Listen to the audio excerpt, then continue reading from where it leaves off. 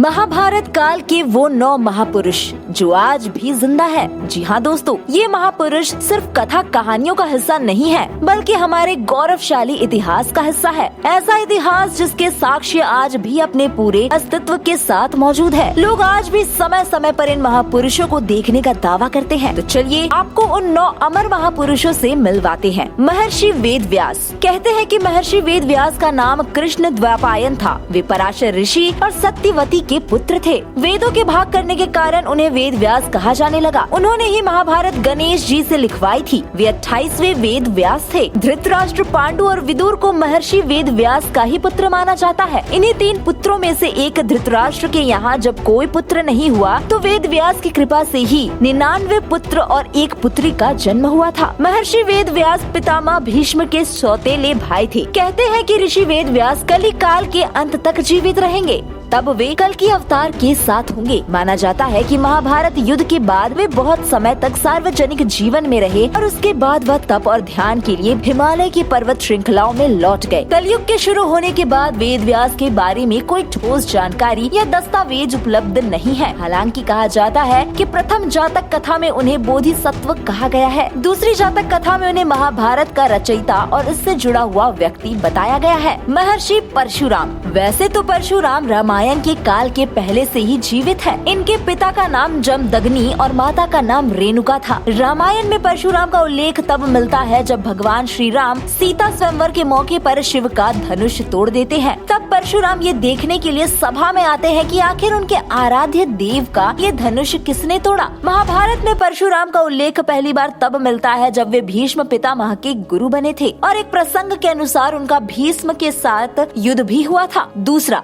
जब वे भगवान श्री कृष्ण को सुदर्शन प्रदान करते हैं और तीसरा, जब वे कर्ण को ब्रह्मास्त्र की शिक्षा देते हैं। माना जाता है कि परशुराम भी चिरंजीवी है। वे भी महर्षि वेद व्यास की तरह कलयुग के अंत में कल के अवतार के साथ होंगे। कहते हैं कि कठिन तप से प्रसन्न होकर भगवान विष्णु ने उन्हें कल्प के अंत तक तपस्यारत भूलोक पर रहने का वर दिया था। महेंद्रगिरी पर्वत पर अक्सर इन्हें देखने का दावा किया जाता है। महर्षि दुर्वासा। महर्षि दुर्वासा सबसे क्रोधी ऋषि है। रामायण के अनुसार राजा दशरथ के भविष्यवक्ता थे। इन्होंने रघुवंश के लिए बहुत भविष्यवाणियां की थी। दूसरी ओर महाभारत में महर्षि दुर्वासा कुंती को मंत्र देते हैं तो द्रौपदी की परीक्षा लेने के लिए अपने 10,000 शिष्यों के साथ उनकी कुटिया पहुँचे थे। एक जगह वे कृष्ण के पुत्र सांब को श्राप देते हुए भी बताए गए। महाभारत काल में भी उनके होने की चर्चा कई जगह की गई है। उन्हें भी चिरंजीवी होने का वरदान प्राप्त है। जामवंत। अग्निपुत्र जामवंत की उम्र परशुराम और हनुमान से भी लंबी मानी जाती है, क्योंकि उनका जन्म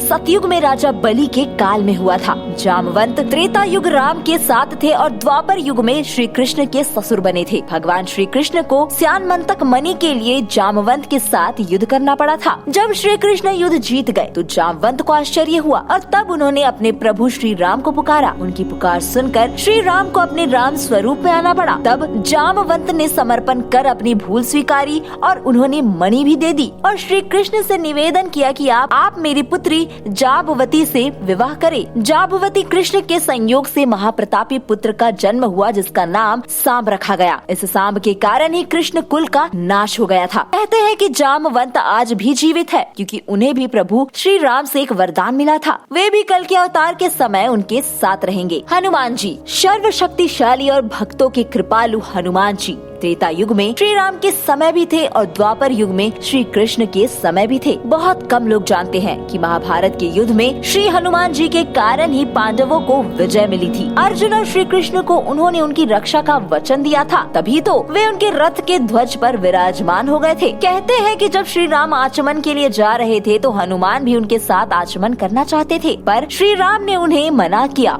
कि नहीं, तुम्हें धरती पर रहकर ही मानवता की भलाई करनी है। और तब से बजरंगबली इस धरती पर ही मौजूद है। मयासुर। कहते हैं देवताओं के शिल्पी विश्वकर्मा थे तो असुरों के शिल्पी मयासुर।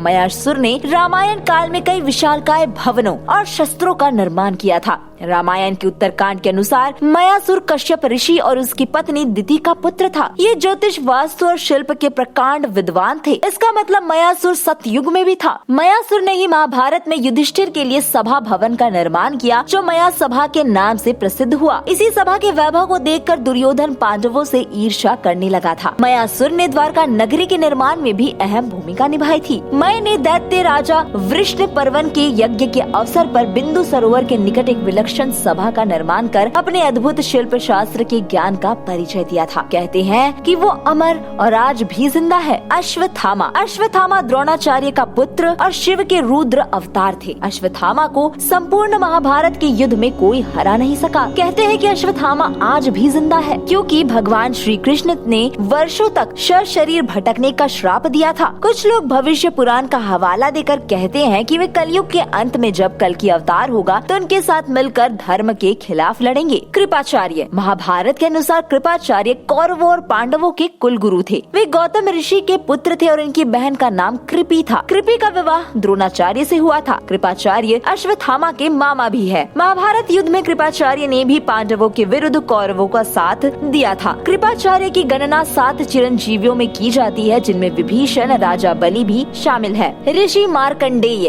मार्कंडेय भगवान शिव के परम भक्त है। इन्होंने शिव जी को तप कर प्रसन्न किया और महामृत्युंजय मंत्र सिद्धि के कारण चिरंजीवी बन गए। मार्कंडेय ऋषि वनवास के दौरान युधिष्ठिर को रामायण सुनाकर धैर्य रखने की सलाह देते हैं। दूसरी ओर महर्षि जैमिनी के मन में महाभारत, कृष्ण और उसके युद्ध को लेकर कुछ संदेह था, तो मार्कंडेय ऋषि ही उनके संदेह का निवारण करते हैं। मार्कंडेय ऋषि को स्वयं भगवान शिव से चिरंजीवी होने का वरदान मिला हुआ है। तो दोस्तों, ये थे महाभारत युग के वो महापुरुष जिन्हें आज भी जीवित माना जाता है। फिलहाल इस वीडियो में इतना ही। मिलते हैं महाकाल के अगले एपिसोड में एक नए वीडियो के साथ। हर हर महादेव।